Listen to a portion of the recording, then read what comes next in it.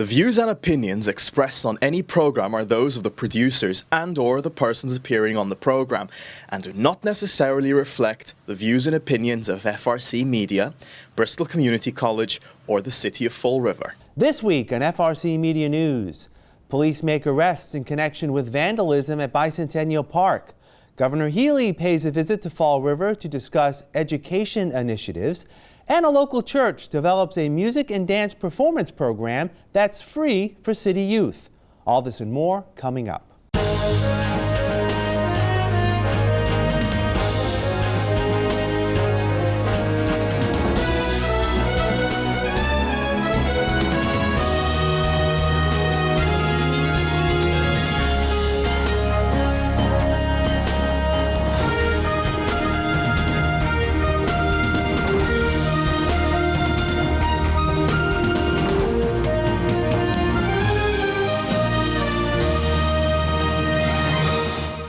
It's Thursday, February 8th, 2024. This is FRCmedia News. I'm Keith Tebow. Fall River police have made arrests in connection with vandalism that took place late last month at the Fall River War Veterans Bicentennial Park. A group of individuals are seen on security camera footage vandalizing the Iwo Jima Memorial and a plaque and granite base near the entrance to the park on the night of January 27th. Two 17-year-old males were arrested and charged with vandalizing a war veterans memorial. Police are seeking the identities of others associated with the incident. Massachusetts Governor Maura Healey, Lieutenant Governor Kim Driscoll, and Secretary of Education Patrick Tutwiler were in the city this week to meet with public education officials at Durfee High School before touring the after-school programs at the Boys and Girls Club of Fall River. The Healey administration was in the city to promote the Literacy Launch Initiative, which supports early education for children ages 8 through grade 3. The governor met with Mayor Paul Coogan, Superintendent Maria Ponce, and other local school leaders on how Fall River children can benefit from the planned expansion of early education opportunities. We've got a big focus on education. How do we invest in education? How do we invest in our young people? That starts with historic levels of funding we propose for childcare, ensuring that every 4-year-old in Massachusetts has access to universal pre-K. It moves from there on to our literacy launch, which is making sure that all kids are taught to read and read early, using the very best materials available, the best evidence and approaches to teaching reading, and then the huge investments we continue to make in funding our schools K through 12 and beyond, through heavy investments in vocational schools, our community colleges, which we've made free for anyone over 25. So these are the investments that we need to make that I'm proud we supported this past year in our budget, and I look forward to supporting this year in our new budget. In Massachusetts, we're number one in the country when it comes to education, but the fact of the matter is not everyone's feeling it, and not every student is seeing the same success or same results. So our job every day is to make sure that we are doing everything that we can to support all 351 cities and towns and the young people who live there. The governor said her administration is working on improving pathways and removing barriers for new educators to be trained to work in local schools. She said after-school offerings like those at the Boys and Girls Club are vital in ensuring kids become well-rounded and productive citizens. I was raised by a single mom. She had 5 of us, and we needed to be occupied in the afternoon with sports and with other activities, and that's the case for so many families. The kids need a place to go after school, so the after school programs are so important. They're so important for emotional and mental and physical development. They're important for teamwork and social emotional learning, and they're a safe place for kids to be and to continue to grow throughout the day. So we're big fans of the Boys and Girls Clubs and organizations like that who are such important points in our community, providing so much both to young people and also to their families and to their parents. Mayor Paul Coogan says he's appreciative of the Healey administration's support of education here in Fall River. She was there mostly to observe what are we doing in Fall River as a gateway city. What are our plans? And I think she got a good eyeful. There was a number, probably 60 to 80 teacher leaders there that are our department heads, our coaches, which now go across all the grades from K to 12. And what do we look for? What do we look for from our teachers in the classroom, and what is the curriculum we carry forward to be able to coach the kids up to the position we need them in to get past MCAS and to get a high school diploma. Also, while in Fall River, Governor Healey touched on working on lessening the burden on the Commonwealth in hosting migrants entering the country. She's in favor of a Senate bill that failed this week that would have reformed the country's immigration system. This is a bipartisan bill that will fix our broken immigration system. It will secure the border, which is important. It will change and improve the asylum process, and it will grant work permits.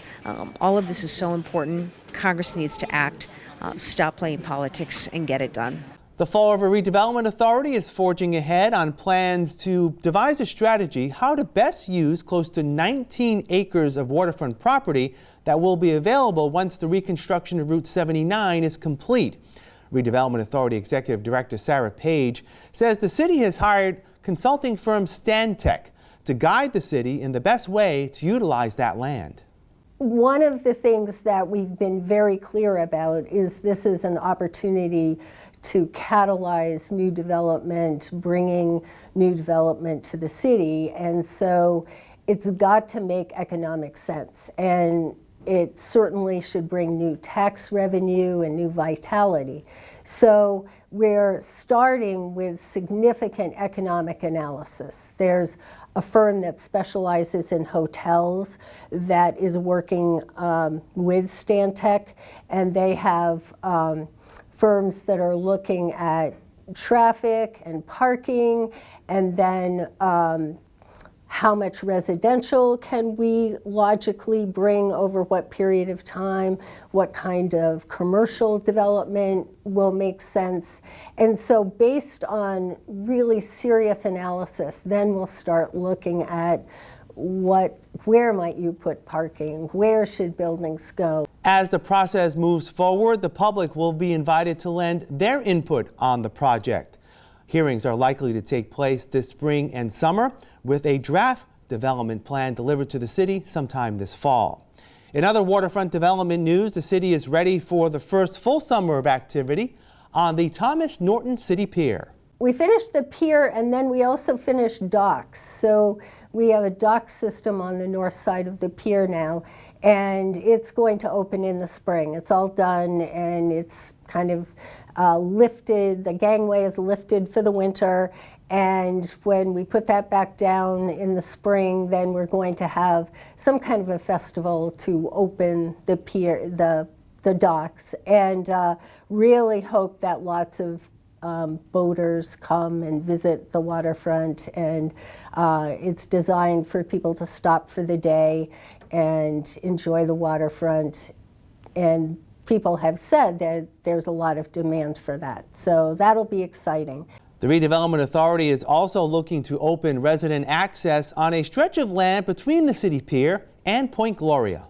It's land that the Redevelopment Authority owns and has just been blocked off by a big fence with poison ivy, and it's just all overgrown. It's has old revetments and riprap that's washed away in some areas, so we'll be shoring it up.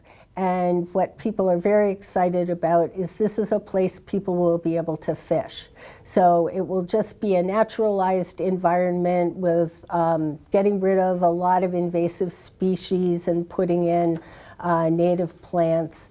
And will be just kind of a casual place that people can wander and people can fish. Last week, we provided data from a statewide housing advocacy organization on the status of affordable housing in Fall River and across the Commonwealth. Well, we want to see how that data compares with data supplied by the city. The city's community development agency operates the city's affordable housing programs. Executive Director Michael Dion says the numbers provided by Housing Navigator Massachusetts do not tell the entire story. He says even though state numbers have Fall River's affordable housing stock at just over 10%, the programs he helps oversee balloons that figure closer to 27%. Every program, every project that we do there's a affordable housing set aside on that project. So, in the past, we've done from 3-bedroom units all the way to 100-bedroom units, okay? We've done curtain lofts, we've done forward knitting mills. And one of the things that we don't want to do, and we've made this decision a long time ago, was to make those units all affordable. Having 100 affordable housing units for one group of set of people is not a good thing.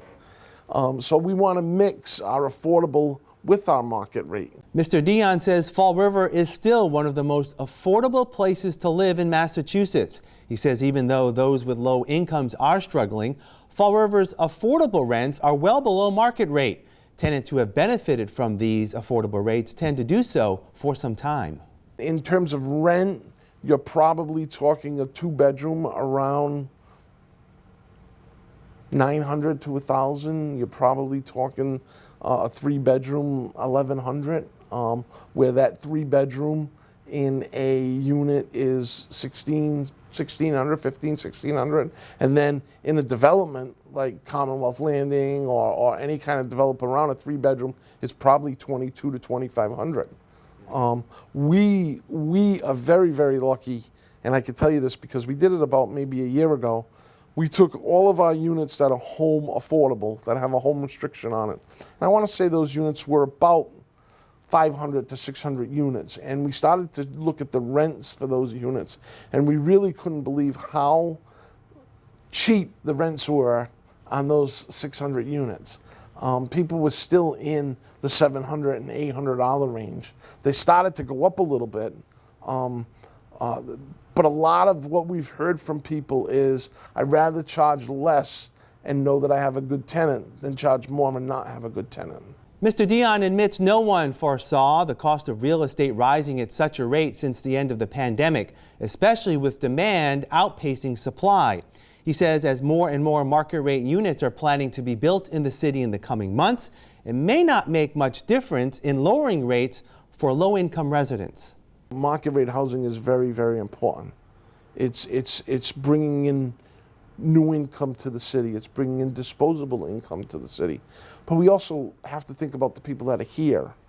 The people that have struggled, the people that have worked all their lives. Right now you have a lot of people who worked, who are retired, who worked in the mills. They have a certain amount of retirement, and that retirement isn't covering the expenses. Renters are not the only sector of housing being impacted by rising costs. Young families starting a new life in Fall River also cannot afford to purchase their first home. We used to do a lot of first-time home buyers, and we used to do it, most of the people were 80% of the area median income. Sometimes we were able to get people qualified at 60%. As you got lower to 50 and 30, you very rarely were able to accommodate those people. And we were able to help people out. Now with the price of housing, we really can't help anybody out. We've gone from 25, our high of 25 loans per year, to last year was basically 0. We'll be back with more FRC Media News after this. Here are some job descriptions on the latest hot jobs list from the Mass Hire Fall River Career Center. Patient Services Representative, Aspen Dental, located at 824 William S. Canning Boulevard, seeks a full-time patient services representative, responsible for scheduling appointments, maintaining charts, processing co-payments, and verifying insurance coverage. Job number 203-73946. Warehouse Packer, JSI Cabinetry Incorporated, located at 485 Commerce Drive, is looking for a full-time warehouse packer, responsible for scanning barcodes on cabinets and preparing products for distribution. Job number 203-75467. Clinical Social Worker. The Mass Department of Mental Health, located at 49 Hillside Street, is seeking a full-time clinical social worker to work with young adults enrolled in the Coordinated Specialty Care Program to promote recovery and wellness for people experiencing early psychosis. Job number 203-76562. Delivery driver, Xavier's Flower Shop, located at 200 William S. Canning Boulevard, is looking for a part-time delivery driver. For more information, call 508-674-8332. Liberty Utilities, located at 465 Sykes Road, has an immediate need for the following full and part-time positions. Security Operations Analyst, job number 203-65274. Cybersecurity Engineer, job number 203-65276.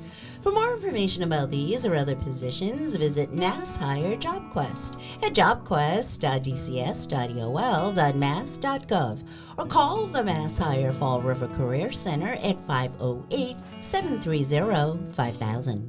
Welcome back. We recently introduced you to Fall River's incoming Fire Chief, Jeffrey Bacon. He starts next week. This week, we sat down with retiring Chief Roger St. Martin. Chief St. Martin steps down at the end of this week after serving nearly 37 years within the department. People tell you, you know when it's time to go. And I think the fact that my time on the job, my experiences, the fact that I think I'm the next guy closest to me on the job has 2.5 years less than I do. Then there's another gap for 2 years before that. So again, all of the guys that I came on the job with have been gone for quite a while. And the majority of the guys that, not the majority, but a lot of guys that came on the job after me are gone. So there's nowhere else for me to go. I've been the fire chief for a little over 2 years. I've been an instructor at the Massachusetts Firefighting Academy for the past, I want to say, 16, 17 years now. So I enjoy that. I enjoy the instruction. I enjoy being able to see the new students, you know, understand something, and when the light bulb comes on, I get some gratification from that as well. So yeah, so I'm not stepping away from the fire service. I'm stepping away from the Fall River Fire Department. In his 2 years leading the department, Chief St. Martin is proud to have played a role in improving safety among personnel and keeping fire apparatus up to date. Our fleet is relatively in good shape, and it's relatively new. It's probably never been as good as it has been in the past couple of years. We also, so our frontline 6 engines, 3 ladders, and heavy rescue are all within, I think, within 10 years old, which is fantastic. I don't think we've ever seen this before. We have another engine and a ladder on order. We actually just finalized it last week. So we're getting a new ladder 4 and a new engine 9. In the past year, 2 years, I was able to refurbish a minor refurbishment of 2 of our backup trucks, engine 26 and engine 24. So we have those in the event that there's a major fire or a major catastrophe. It's nice to have that cushion to say, okay, we have. In the event that one of the apparatus goes down, or in the event that we need to do preventive maintenance or repairs on it, then we have something to fill it in. Chief St. Martin is confident that in the coming months, the department will be fully staffed to its complement of 195 firefighters. Since I've been the fire chief, we've added 30 personnel to the Fall River Fire Department, but that was all to fill positions that were vacated through attrition. Since I've been the fire chief, we have had some resignations. I think we had 5 resignations in the past 2 years. And right now, we're typically starting a class right now. We're down 12 positions right now, and when I retire at the end of this week, it'll be 13 positions. And we're hoping to be able to fill those in the next couple of months, you know. But there is a, but right now, we're in a good spot with or let me say good spot, a decent spot with personnel right now. Chief St. Martin says he will miss the service that goes along with being a Fall River firefighter. Think about it. We get paid to help people out. When they're having their worst day, they call the fire department. They don't call the police department. They don't call, you know, the plumbing department. They call the fire department, and we fix it. We fix the problems, and that's something that you know, the fire department hangs its hat on, because you know that's our job, and we do it. We do it well. I think my favorite position on the job was probably a captain, because you're in charge of a task force. You're still going inside buildings, you know, and you're still, you know, helping out people. As a district chief, you're still helping out people, but you're more, you're solving problems with your mind versus with your mind and your body, you know. And I'm a hands-on kind of guy, coming out of Diamond and all, so, so I do miss that fact that I used to be a real firefighter, I guess you'd say. In retirement, Chief St. Martin will continue to be an instructor at the state's Firefighter Academy. Opportunity for kids to take part in musical arts is now more attainable thanks to Starmaker Co, an initiative developed by the Church of the Holy Spirit on Rock Street. Every single one of these churches has always had service behind it. And it's kind of the mission of the Episcopal Church to first and primarily take care of the community around it. So they've been doing their jobs. We've had a lot of different ministries, homeless ministries, ministries for teenage children, veterans, but we haven't had one specific for children until Starmaker. Mr. Lacey spent 40 years teaching music in New Bedford and has served as musical director at the church for upwards of 25 years. The church gave him the latitude to create a music and dance program for children that is absolutely free for families. I think if anything over the last few years, we have seen an economic split between people who can afford many activities in their children's lives and people who are looking to afford rent. And they all have children. And my thought process has been the same since the 70s when I first started teaching. Kids are kids are kids. Every child deserves the same opportunity as the next child. So what we've done is we've bridged that gap. We understand that it's very expensive to provide for a child to take dance lessons and vocal lessons and then performance and then ticketing and costuming. And that digs into a family's resources. That doesn't exist here. So we accept children from grades 3 through grade 8. They should only have an interest. If they'd like to learn how to sing, if they'd like to learn how to dance, we have that ability here. And we take our time doing it. What we tell them is we'll meet you where your talent is and we'll bring you forward together. Starmaker conducts 2 seasonal performances, one in the fall and another in the spring. Parent Neil Charette says the program introduces students to much more than musical arts.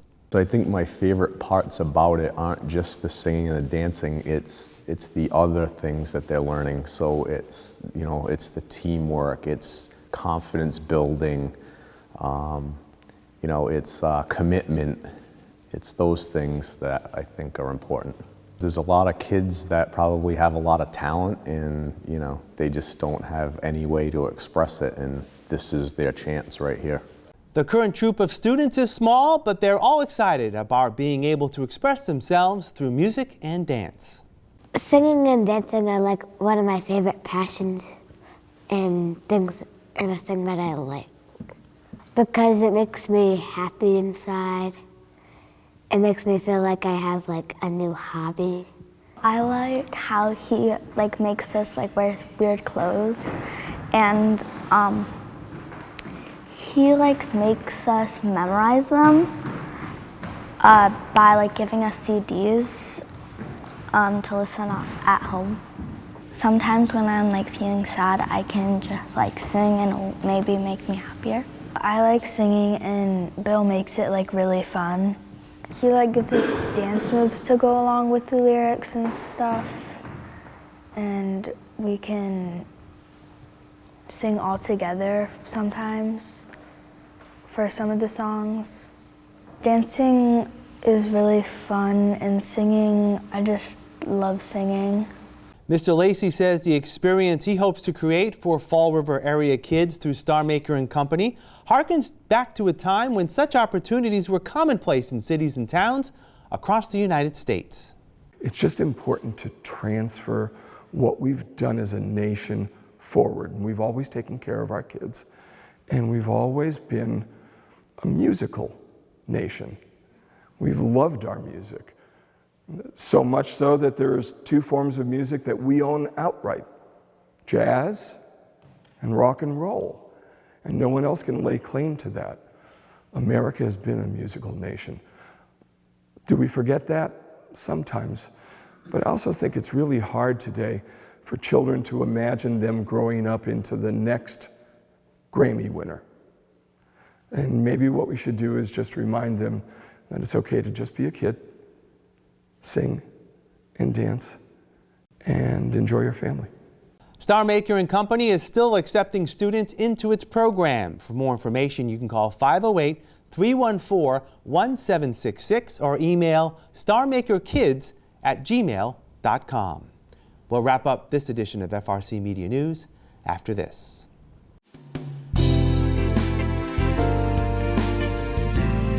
Hi, welcome to Hot Dogs and Cool Cats. Today we have Edith. Edith here is a 5-year-old long-haired calico. Since the time that she's been here, she's really been kind of out of her element. That's why we're showing to her in here, so she remains nice and comfortable. I would say a normal energy home, like normal comings and goings. You're going off to work, you're going to the store, you're coming back. That should be fine. A calmer home too. Children in the home, I would suggest older children for her, just because younger children, they can be very handsy and they might stress her out. If you think that you could give Edith a good home, or perhaps you know someone out there that might be interested in adopting her, we would love to hear from you or from them. And you could always give us a call down at Forever Paws Animal Shelter at 300 Linwood Street in Fall River, Massachusetts. Here today I have Poncho. Poncho here is a 10-year-old Chihuahua. He is a sweet, sweet boy. He does have some problems with going to the bathroom. He doesn't want to go like a normal dog. He isn't potty trained, basically.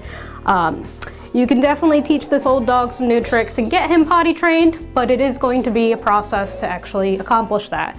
So he's going to need someone who's willing to work with him, willing to deal with a little bit of messes from time to time. He loves going for walks. He doesn't go very far since he's got these short little legs, but he is a sweetheart. We have had no issues with him with other dogs or anything like that. He's been nothing but a sweet old man, just looking for a home. So if you want to come down and meet Poncho, feel free to fill out an application. We do require the application before you come and meet the dog. He is such a good boy that I really hope he gets a home super duper fast. That's all for this edition of FRC Media News. Please visit our website, frmedia.org, for all the latest news and local information. FRC Media News airs Thursdays at 6 p.m. and Fridays at 5:30 p.m.